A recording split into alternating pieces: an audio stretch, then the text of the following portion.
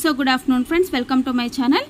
ఈ రోజు మనం సాలార్జంగ్ సంస్కరణలో భాగంగా పోలీస్ సంస్కరణలు, సైనిక సంస్కరణలు చూద్దాము. అయితే పోలీస్ సంస్కరణలు వచ్చేసి సాలార్జంగ్ పోలీస్ వ్యవస్థలో కీలక సంస్కరణలు తీసుకొని వచ్చాడు. ఇతను ఫస్ట్ ఏం చేశాడు అంటే రెవెన్యూ శాఖ నుండి పోలీస్ వ్యవస్థను వేరు చేశాడనమాట. సో ప్రతి 2 తాలూకాలకు కూడా ఒక ఇన్స్పెక్టర్ని, పెద్ద తాలూకాలకేమో అదనపు ఇన్స్పెక్టర్ని నియమించాడనమాట. అంటే 2 తాలూకాలకు ఒక ఇన్స్పెక్టర్ని నియమించేవాడు. ఒకవేళ తాలూకా గనక పెద్దగా ఉంటే అదనపు ఇన్స్పెక్టర్ను కూడా నియమించేవాడు 1వ సాలార్జంగ్. అట్లాగే ప్రతి భాగానికి ఒక అత్యున్నత పోలీస్ అధికారిని కూడా నియమించాడు 1వ సాలార్జంగ్. సో నిజాం రాజ్యంలో నాడు 5 భాగాలు ఉన్నాయి. వీటిపై 5 నాయిబ్ సదర్ ముహతమీంలను నియమించడం జరిగిందనమాట.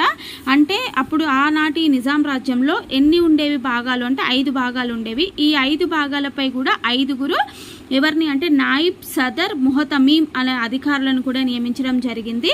సో వీరిని ఏమంటారు అంటే డిప్యూటీ ఇన్స్పెక్టర్ జనరల్ ఆఫ్ పోలీస్గా కూడా పిలుస్తారనమాట.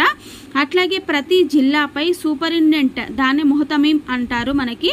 సో ప్రతి జిల్లాపై కూడా సూపరింటెండెంట్ ఆఫ్ పోలీస్ని కూడా నియమించడం జరిగింది. జిల్లాకు అవసరమైనటువంటి కానిస్టేబుళ్లను కూడా నియమించేవాడు. సో వీరితో పాటు సోవర్స్ అనేటువంటి పోలీసులను కూడా జిల్లాలకు నియమించేవాడు 1వ సాలార్జంగ్ అనమాట. నెక్స్ట్ మనకి 1867లో పోలీస్ దళం అనేది పునర్వ్యవస్థీకరించబడింది. 1869లో పోలీస్ కార్యదర్శిని స్వతంత్రంగా ఏర్పాటు చేయడం జరిగింది. 1880లో పోలీస్ శాఖకు సంబంధించి మొదటి మంత్రి నవాబ్ షంషేర్జంగ్ బహదూర్ని నియమించాడు. అక్కడ మనం న్యాయశాఖ మంత్రి చూసాం కదా, అలాగే ఇక్కడ 1880లో పోలీస్ శాఖకు సంబంధించినటువంటి మొదటి మంత్రి నవాబ్ షంషేర్జంగ్ బహదూర్ని కూడా నియమించడం జరిగింది. అట్లాగే పోలీస్ బలగం అనేది 2 రకాలుగా ఉండేది. అవి సాధారణ పోలీస్ బలగము మరియు గ్రామ పోలీస్ బలగం అన్నమాట. అయితే ఈ సాధారణ పోలీస్ బలగంలో కానిస్టేబుల్ నుండి ప్రతిభ కనబరిచి దఫ్తదారు ఆర్ జమేదార్ అంటే హెడ్ కానిస్టేబుల్ వరకు కూడా ప్రమోషన్ వచ్చేదన్నమాట ఈ సాధారణ పోలీస్ బలగంలో. అమీన్ అంటే ఎవరు అంటే ఇన్స్పెక్టర్ అన్నమాట. సో ఈ అమీన్గా కూడా ఉన్నత పదోన్నతిని పొందవచ్చు. సో తాలూకా స్థాయిలో అవుట్ పోస్టులను కూడా ఏర్పాటు చేశాడు. నెక్స్ట్ జిమేదార్ ఆధ్వర్యంలో ఒక బలగం అంటే ఒక గ్రూప్ అనేది ఉండేదన్నమాట. ఈ జిమేదార్ ఆధ్వర్యంలో దాన్నే జావూక్ అని అంటారు. సో గ్రామాలలో నేరాలను అరికట్టడానికి, శాంతి భద్రతలు కాపాడటానికి, సంఘ విద్రోహ శక్తులను పట్టుకొని ప్రభుత్వానికి అప్పగించడానికి కూడా ఈ గ్రామ పోలీసు కృషి చేసేవాడనమాట. సో గ్రామంలో పోలీస్ అధికారులను పోలీస్ పటేల్ నిర్వహించేవాడు. సేతు సింధి అంటే ఏంటి అంటే 50 ఇళ్లకు కాపలాదారుని ఏమంటారంటే సేతు సింధి అంటారు. అట్లాగే నగరాల్లో కొత్వాల్ పోలీస్ అనే నగరాల్లో పోలీస్ అధికారిని ఏమంటారు అంటే కొత్వాల్ అంటారనమాట. సో ఈ కొత్వాల్ ఏం చేస్తాడు అంటే శాంతి భద్రతలు కాపాడడమే కాక ప్రజలకు రక్షణ కూడా కల్పించేవాడు. నేరస్తులను ప్రభుత్వానికి అప్పగించేవాడు అనమాట ఈ కొత్వాల్. ఈ విధంగా పోలీసులు డివిజన్లోనేమో డిప్యూటీ ఇన్స్పెక్టర్ ఆఫ్ పోలీసు, జిల్లాల్లోనేమో సూపరింటెండెంట్ ఆఫ్ పోలీసు, తాలూకాల్లోనేమో అమీన్, గ్రామంలోనేమో పోలీస్ పటేలు, సేతు సింధి, వీళ్ళందరూ కూడా ఏంటి అంటే కీలకమైనటువంటి అధికారాలు నిర్వర్తించేవారు ఈ అసఫ్జాహీ కాలంలో అనమాట. ఓకేనా. సో నెక్స్ట్ మనకి సైనిక శాఖ. సో సైనిక సంస్కరణలు కూడా చేశాడన్నాం కదా. ఈ సైనిక శాఖ వచ్చేసి సాలార్జంగ్ సైనిక శాఖను కూడా పునర్వ్యవస్థీకరించారు. 1864లో నిజాం సైన్యాల పర్యవేక్షణకై ఒక అధికారిక భవనాన్ని కూడా ఏర్పాటు చేశాడు. ఈ అధికారిక భవనంలో ఒక కార్యదర్శి, ఒక సహాయకుడిని కూడా నియమించడం అనేది జరిగిందనమాట. ఓకేనా. ఏ ఇయర్లో అంటే 1864లో.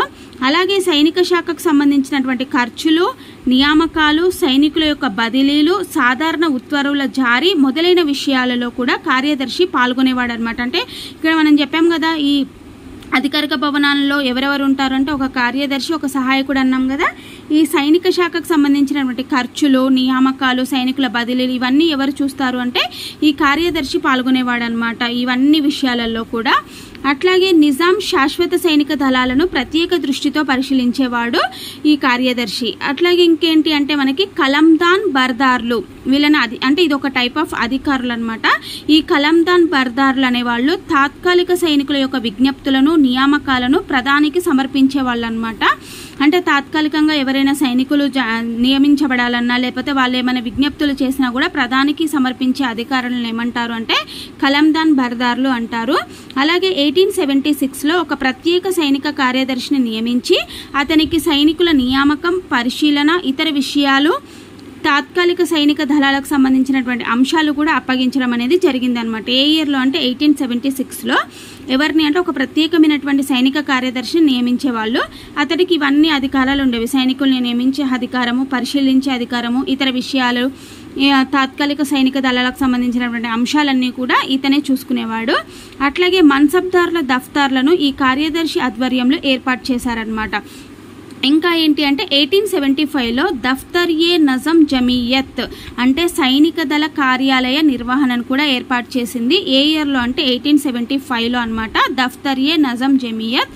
1869లో మన్సబ్ చెల్లింపుల కార్యాలయాన్ని కూడా ఏర్పాటు చేశారు. నెక్స్ట్ సైనికులకు యూరోపియన్ అధికారులతో శిక్షణను ఇప్పించడము, ఆంగ్లేయుల అధికారం అధీనంలో పర్యవేక్షణ అనేది కొనసాగేదనమాట. అంటే సైనికులకు శిక్షణ ఎవరితో ఇప్పించేవాళ్ళు అంటే యూరోపియన్ అధికారులతో శిక్షణను ఇప్పించేవాళ్ళు అనమాట. అలాగే ఆంగ్లేయుల యొక్క అధికారుల అధీనంలో పర్యవేక్షణ అనేది ఉండేది. అంటే ఆంగ్లేయులు వీళ్ళు ఎలా వీళ్ళ మీద అంటే ఈ సైనికుల మీద పర్యవేక్షణ అధికారం మొత్తం కూడా ఈ ఆంగ్లేయులకే ఉండేదన్నమాట. ఇది మనకి సైనిక అధికారాలు. ఓకేనా. సో మనం నెక్స్ట్ క్లాస్లో రెవెన్యూ సంస్కరణల గురించి చూద్దాము.